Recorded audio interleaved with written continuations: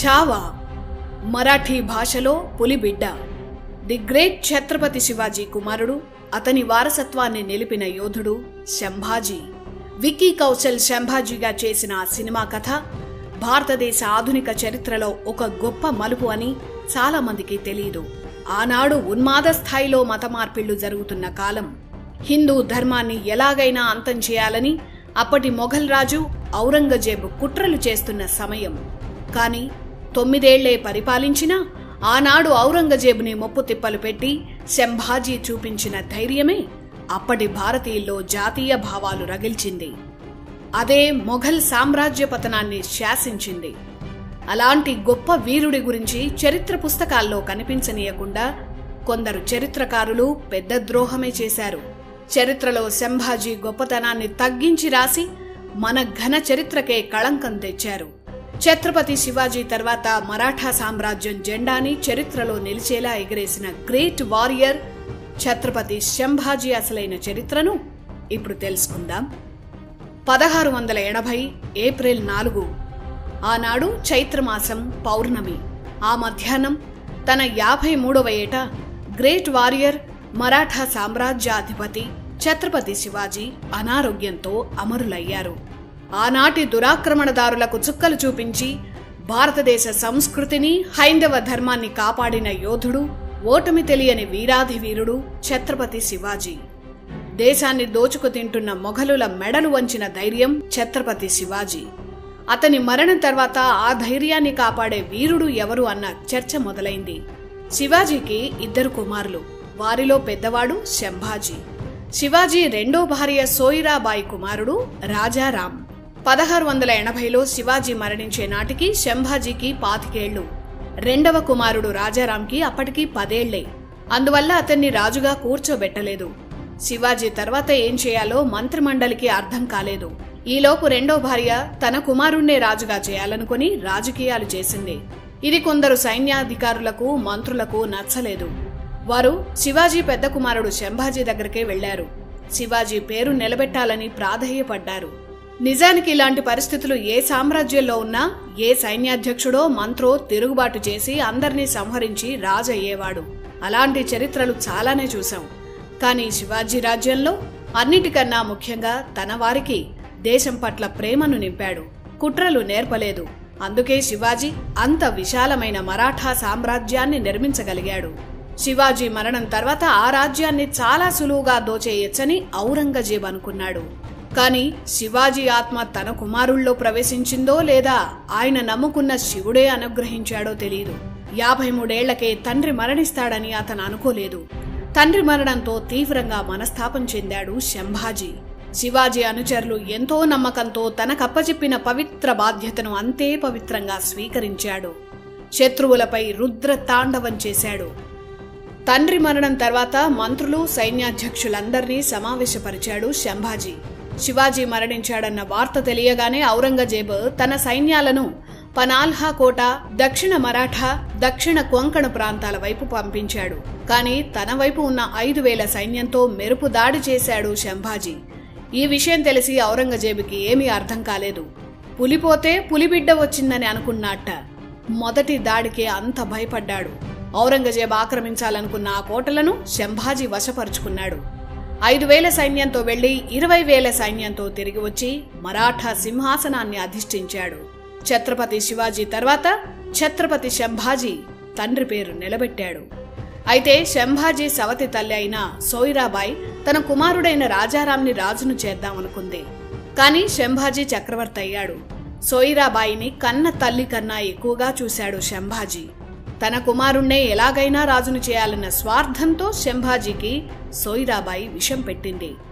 ఆ కుట్ర నుంచి శంభాజీ తప్పించుకున్నాడు. అయినా శంభాజీ ఆమెను క్షమించాడు. అప్పుడు పశ్చాత్తాపంతో ఆమె ఆత్మహత్య చేసుకుంది. ఆ తర్వాత ఆమె కుమారుడు, సవతి సోదరుడు అయిన రాజారాంని శంభాజీ చాలా ప్రేమతో చూశాడు.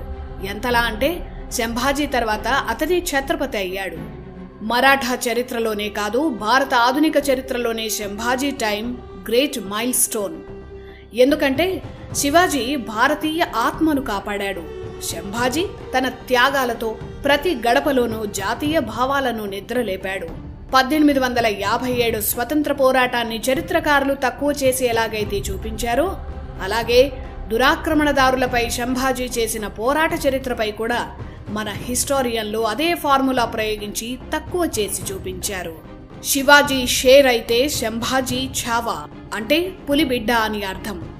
అప్పట్లో మరాఠాలు సంభాజీని ఛావా అని పిలిచేవారు. సంభాజీ బతికున్న నాళ్లు అతని నీడను కూడా తాకలేకపోయాడు ఔరంగజేబ్. అతని పేరు వింటేనే మొఘల్ సైన్యం వణికిపోయేది. 1681 నుంచి ఔరంగజేబ్ మరాఠా రాజ్యమైన దక్కన్పై దాడి చేస్తూనే ఉన్నాడు. చివరికి మరాఠాలను గెలవాలన్న కల కలగానే మిగిలి ఆ మనస్తాపంతోనే ఔరంగజేబు చనిపోయాడు. సంభాజీ బతికున్న నాళ్లు యుద్ధంలోనే ఉన్నాడు. ఔరంగజేబ్తో యుద్ధమే 4 ఏళ్లు జరిగింది. అన్నాళ్లు యుద్ధం చేసినా ఔరంగజేబ్ సంభాజీ నీడను కూడా తాకలేకపోయాడు. ఇటు బీజాపూర్ అటు గోల్కొండ అప్పటికి మరాఠా సామ్రాజ్యంతో పాటు విస్తరిస్తున్నాయి. ఆ రాజ్యాలను ఆక్రమిస్తే మధ్యలో ఉన్న మరాఠా రాజ్యానికి చెక్ పెట్టినట్లవుతుందని ఔరంగజేబ్ అనుకున్నాడు. ఆ 2 రాజ్యాలను ఆక్రమించాడు. అయితే ఆ 2 రాజ్యాల సైనికుల్లో చాలా మంది ఔరంగజేబు దగ్గర పనిచేయడం ఇష్టం లేక సంభాజీ సైన్యంలో చేరిపోయారు. అలా మరాఠా సైన్యం రెట్టింపైంది. ఇది ఊహించని ఔరంగజేబుకి ఏం చేయాలో అర్థం కాలేదు. తన జీవితంలో తాను చేసిన అతిపెద్ద రాజకీయ తప్పిదం బీజాపూర్ గోల్కొండపై దాడి చేయడమే అని అతనే 10 సార్లు చెప్పుకొని తల కొట్టుకున్నాడు. శివాజీ తర్వాత సంభాజీ 9 ఏళ్లు మరాఠా సామ్రాజ్యాన్ని పాలించాడు. ఇందులో 4 ఏళ్లు ఔరంగజేబ్తో యుద్ధమే సరిపోయింది. మిగిలిన 5 ఏళ్లలో మొఘలులు, మరోవైపు పోర్చుగీస్ వారు, మరోవైపు అప్పుడప్పుడే పాతుకుపోతున్న బ్రిటిష్, ఇలా అన్ని వైపులా శత్రువులున్నా వారందర్నీ ఓడించాడు సంభాజీ. విదేశీ దురాక్రమణదారులను చిత్తు చేసిన సంభాజీ ఇంటి దొంగ చేసిన కుట్రకు బలైపోయాడు. 1689లో సంభాజీ తన మంత్రి కవి కలష్తో సంగమేశ్వరం వెళ్లాడు. అక్కడే మొఘలులకు దొరికిపోయాడు. చరిత్ర పుస్తకాల్లో అతను తాగిన మత్తులో దొరికిపోయాడని చేతికొచ్చిన అబద్ధాలన్నీ చరిత్రకారులు రాశారు. అది దారుణమైన తప్పుడు రాత. సంభాజీకి బావ అయ్యే గజోజీ అనే బంధువు చేసిన కుట్ర వల్ల సంభాజీ దొరికిపోయాడు. సంభాజీ సంగమేశ్వరం వెళుతున్నాడన్న సమాచారం మొఘలులకు అందించాడు ఆ ద్రోహి. అలా మొఘల్ సర్దార్ ముకరాబ్ ఖాన్ కుట్ర చేసి వెన్నుపోటు పొడిచి సంభాజీని దొంగ దెబ్బతీశాడు. 9 ఏళ్ల పాటు 5 లక్షల మంది సైనిక బలం ఉన్న ఔరంగజేబు సంభాజీ నీడను కూడా తాకలేకపోయాడు. కానీ ఒక నమ్మక ద్రోహి చేసిన కుట్ర వల్ల ఛత్రపతి సంభాజీ దొరికిపోయాడు. సంభాజీకి మొఘలులు చేసిన అవమానం, హింస తెలుసుకుంటే రక్తం మరుగుతుంది. మొఘలులు ఎంత మతోన్మాదులో, ఔరంగజేబు ఎంత దుర్మార్గుడో అర్థమవుతుంది. ఈ హింస గురించి ఆనాటి చరిత్రకారులే రాశారు. సంభాజీ దొరికిపోయాక ఒంటెలకు కట్టి అతన్ని ఈడ్చుకెళ్లారు. ఆ అవమానాన్ని దగ్గరుండి జరిపించేందుకు ఔరంగజేబు బహదూర్గఢ్కి వెళ్లాడు. ద్రోహం చేసి పట్టుకున్న సంభాజీపై తన ప్రతాపం చూపించాడు. తన కోటలన్నీ అప్పగించి మతం మారితే క్షమిస్తానని సంభాజీని హింసించాడు. 40 రోజుల పాటు జైల్లో పెట్టి ప్రతిరోజు చిత్రహింసలు పెట్టారు. ప్రాణం పోయినా తన ధర్మాన్ని వీడేదే లేదని, ఏం చేసుకుంటావో చేసుకో అని ఔరంగజేబ్కి సవాలు విసిరిన అసలు సిసలైన భారతీయ వీరుడు సంభాజీ. అతని తోలు మొత్తం రోజురోజు కొంచెం కొంచెంగా వలిచేసేవారు.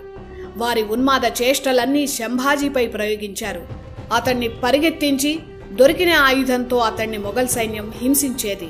ఒళ్లంతా రక్తంతో తడిసినా సంభాజీ మతం మారడానికి అంగీకరించలేదు. పైగా అతను ఎప్పుడూ హరహర మహాదేవ్ అంటూ పాడేవాడు. శివుణ్ణి ప్రార్థిస్తున్న ఆ నాలుకను ఔరంగజేబ్ కోయించేశాడు. ఇప్పటికైనా మతం మారితే వదిలేస్తా అన్నాడు ఔరంగజేబు. అప్పుడు ఒక కాగితం కలం తెప్పించుకున్నాడు సంభాజీ. నేను మతం మారను, నా ధర్మాన్ని వీడను, నీకు చేతనైంది చేసుకో అని రాసి ఔరంగజేబ్కి ఇచ్చి చదువొస్తే చదువుకో అన్నాడు. అంత ఆత్మబలం ఉన్నవాడు సంభాజీ. అది చూసి ఔరంగజేబు రెచ్చిపోయాడు. ఆ రాత్రి సంభాజీ కళ్ళు పీకేశారు. 1689 మార్చి 11న సంభాజీ శరీర భాగాలను ఒక్కొక్కటిగా నరికి క్రూరంగా చంపారు. అతని తలను వేరు చేసి తమ శత్రు రాజ్యాల్లో ప్రదర్శించారు. కానీ అదే మొఘలుల పాలనకు అంతిమ ఘట్టమవుతుందని ఆనాడు ఔరంగజేబు ఊహించలేకపోయాడు. ఛత్రపతి శివాజీ తన వీరత్వంతో, ధర్మంతో ప్రజలను కలిపాడు. ఛత్రపతి సంభాజీ తన ధర్మం కోసం చేసిన అనితర సాధ్యమైన త్యాగం మరాఠా సామ్రాజ్యాన్ని కదిలించింది. కళ్ళు పీకినా, శరీరాన్ని ముక్కలు ముక్కలు చేసినా ధర్మం వీడని శంభాజీ ఆత్మబలమే ఆదర్శంగా మరాఠాలు కదిలారు. ఆ ఆత్మబలమే మొఘలుల పాలనకు గోరీ కట్టింది. ఔరంగజేబు తర్వాత మొఘలు పాలన నామమాత్రంగా మిగిలింది. ఇలాంటి యోధుడి గురించి చరిత్ర పుస్తకాల్లో లేకపోవడం మన దౌర్భాగ్యం. శంభాజీ మరణం తర్వాత మరాఠా రాజ్యంలో ప్రతి పౌరుడి రక్తం ఉడికింది. అందరూ పోరాటానికి సిద్ధమయ్యారు. ఛత్రపతి శివాజీ తర్వాత మొఘల్ సామ్రాజ్యం నుంచి మరాఠా రాజ్యాన్ని, భారతీయ సంస్కృతిని, స్వధర్మాన్ని కాపాడిన యోధుడు ఛత్రపతి శంభాజీ. దేశం కోసం శంభాజీ చూపిన ధైర్యం, చేసిన త్యాగం, ఇవే కదా రేపటి తరం తెలుసుకోవాల్సిన అసలు చరిత్ర.